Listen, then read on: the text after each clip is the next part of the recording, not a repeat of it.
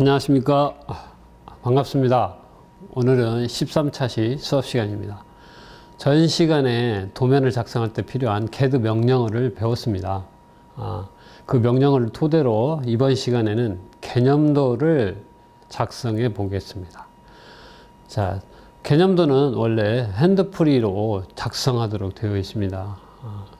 그런데 제가 CAD로 개념도를 작성해 보았습니다. 자, 개념도에 대해서 간략히 설명드리고 또 설명드리겠습니다. 개념도에 포함되어진 조건에 맞게 작성을 할 때 맨 먼저 동선 개념입니다. 동선은 주동선과 부동선으로 구분합니다.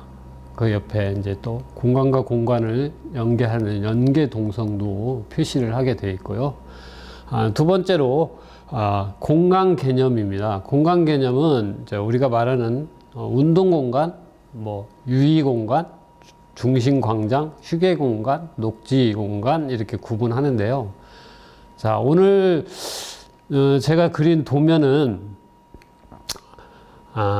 각각의 그 공간마다 어떻게 해서 개념도를 작성했는지에 대해서 설명드리고, 일단 PPT에 있는 도면 기본 구상도가 개념도입니다.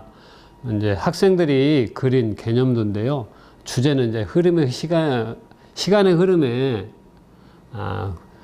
둘러선 사계에 대해서 나와 있는데, 보통 우리가 이제 개념들이 이렇게 작성합니다. 손으로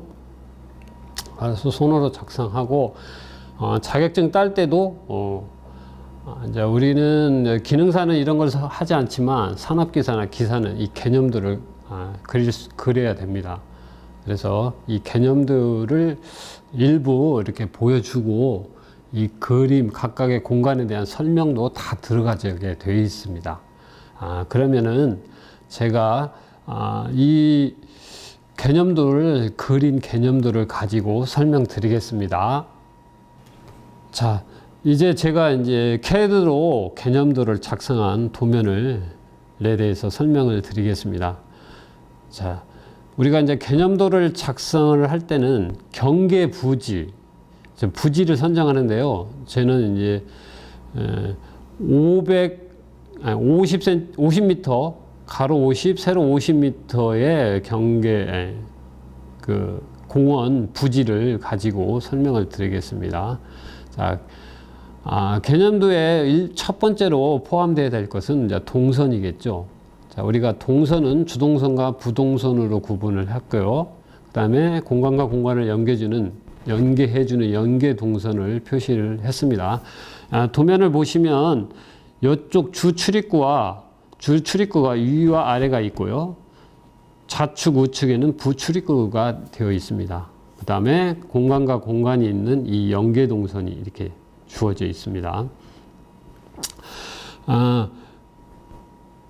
이 공간과 공간이 생기는 것은 동선에 의해서 동선이 구획이 되면 공간이 만들어지게 되겠습니다. 자, 여기서 이제 공간은 크게 네 가지를 따지는데, 유의 공간은 두 개로 나눠서 총 5개 공간이 되어 있습니다. 그래서 공간에 어떤 식으로 공간을 형성하고 만들어지고 거기에 대한 특성을 어떻게 쓰는지에 대해서 살펴보겠습니다. 맨 먼저 왼쪽 위에 부분을 보시면 운동 공간이 있습니다. 운동 공간은 특성이 있겠죠. 각 공간마다. 자, 운동 공간은 동적인 공간이고 활동성 증대 및 체력 단련을 위한 공간입니다. 그래서 부지가 좀 있어서 제가 배구장, 배드민턴장을 설치를 할 거고요. 그 다음에 평의자를 앉아서 휴식과 관람을 위해서 평의자를 배치했고요. 그 다음에 포장은 우레탄 포장입니다. 우레탄 포장은 요즘 농구장이나 배구장 이런 데 많이 깔려 있죠. 그래서 그렇게 했고요. 이 운동 공간은 동북 방향으로 배치했습니다.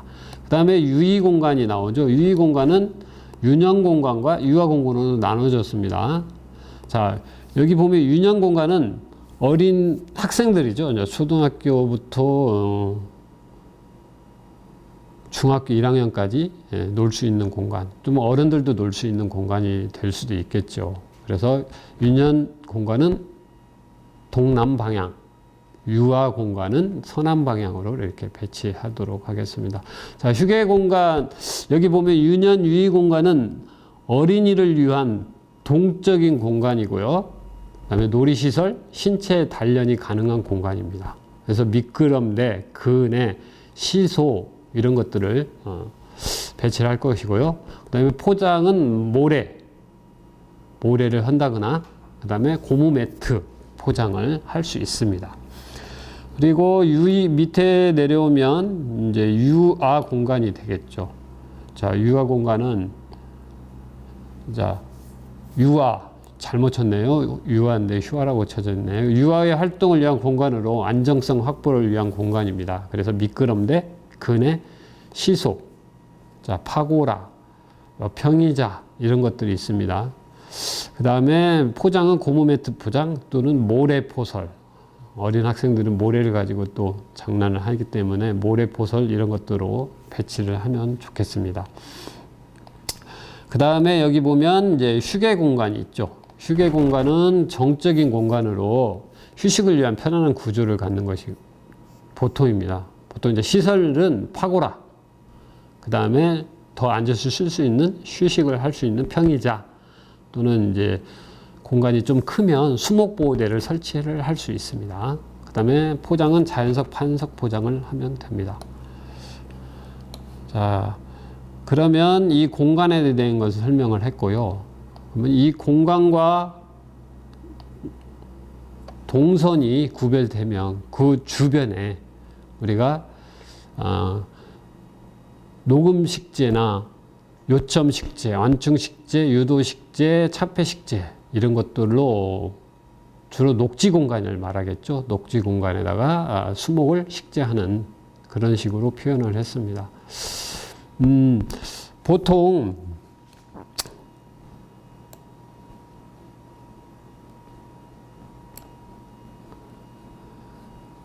차폐식재가 있는데요. 대부분 가장자리에 차폐식재를 또 많이 하죠. 그래서 여기 보면 이제 차폐식재를 이렇게 도식화해서 주변에 가장자리에 경계부, 외곽부에 차폐식재를 하는데요. 여기 보면 인접지 불량 요소를 차단하고 쾌적성을 증대시키는 목적으로 해서 식재를 하는 겁니다. 그래서 주로 식재는 이제 잣나무 계통을 주로 식재를 하죠. 예, 차폐식재는 겨울엔 낙엽이 지지 않는 수종을 선택해야 되기 때문에 상록 교목성인 수목을 선정하는 게 좋습니다. 그 다음에 이제 위에 이 공간과 원로 사이에 유도식재를 하죠. 그리고 원로에서 안내를 위한 유도식재. 그래서 보행자의 시선 유도, 그 다음에 방향성을 제시하기 위해서 하는 것입니다. 보통 식재 수종은 철쭉, 진달래 이런 것들을 많이 쓰고 있습니다. 그렇다면 이제 저 위에 쪽에 가보면 생울타리, 이 안쪽에 공간과 공간 이 안쪽에 생울타리 식재를 많이 하거든요. 그래서 생울타리는 키가 크지 않고 약간 가려줄 수 있는 거. 그래서 생울타리는 공간과 녹지 경계를 두어서 공간감을 높이기 위해서 식재를 많이 합니다. 그래서 우리가 이제 개나리, 그 다음에 사철나무를 많이 심는 걸 볼 수 있어요. 그렇지 않으면 회향목, 키가 더 낮은 회향목을 심어서 생울타리 식재를 합니다. 자, 그 다음에 이쪽에 보시면 이제 완충식재입니다. 운동공간 주변, 그리고 경계 외곽 부부하고 안에하고 서로 충돌을 완만하게 만들어주는 게 완충식재죠. 그래서 이제 대지 경계에 열식을 많이 하는데요. 그래서 공간을 분리하는 역할을 합니다. 그래서 주로 이제 여기서 식재하는 것은 은행나무를 했습니다. 뭐 보통 우리가 왕벚나무도 식재할 수도 있고요. 그 다음에 단풍나무 같은 것도 식재를 할 수 있습니다. 자, 그 다음엔 여기에 이제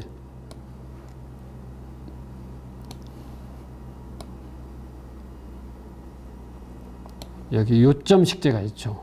주 출입구에 가장 아름다운 수종에 요점 식재를 하는데요. 보통 이제 우리가 소나무를 군식을 많이 합니다. 그래서 시각적 유의성을 갖는 수영의 수목으로 이제 랜드마크적 역할을 한다 그랬습니다. 랜드마크라는 것은 뭐냐면 우리가 서울에 가면 63 빌딩이 있잖아요. 그 빌딩처럼 눈에 잘 띄고 그다음에 사람들한테 어디에서 모이자 할 때 이렇게 가장 큰 건물이나 특이한 건물이나 이런 것들을 얘기를 하면서 만나는 것인데 랜드마크라는 말을 많이 씁니다. 그래서 땅에 어떤 표식을 준다 그런 뜻이 있겠죠. 그래서 이제 소나무 군식을 하고요. 그 다음에 오른쪽에 보면 경관 및 녹음 식재가 있습니다. 우리가 이제 장식적인 효과를 높이기 위해서 많이 쓰는 거고, 그 다음에 녹음은 그늘을 만든 것이겠죠. 그래서 우리가 많이 심는 게 단풍나무, 목련, 느티나무 뭐 이런 것들을 많이 심는 걸 볼 수 있습니다. 자, 그래서 이렇게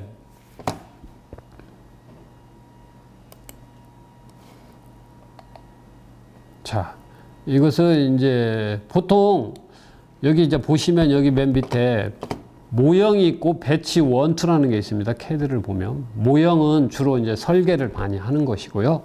배치는 이 수랑표나 수목 수랑표나 범례를 표시할 때 이런 식으로 합니다.